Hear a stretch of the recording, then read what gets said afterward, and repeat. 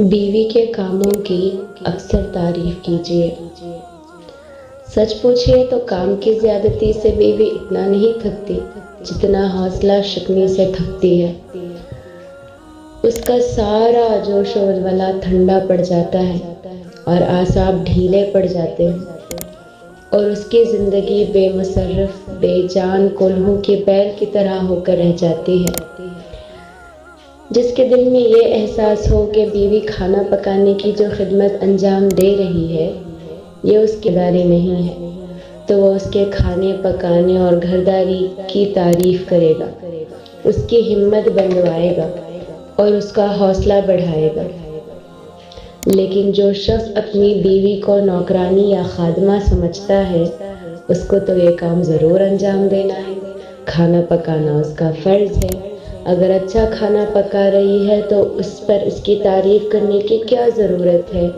ایسا شخص اس کی کبھی تعریف نہیں کرے گا۔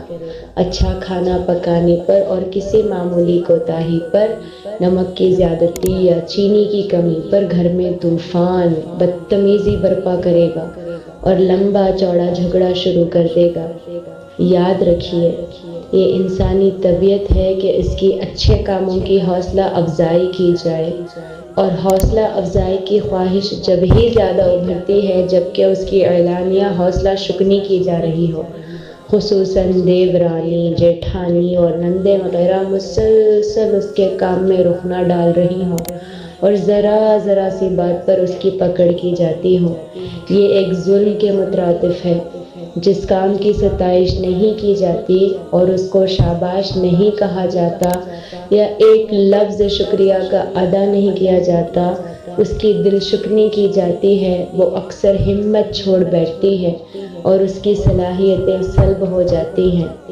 آج ہی سے اپنا عمول بنا لیجئے کہ چھوٹے چھوٹے کاموں پر بھی، مثلاً چائے بنانے پر، پانی کا گلاس دینے پر، دل و زبان سے اس کا شکریہ ادا کریں۔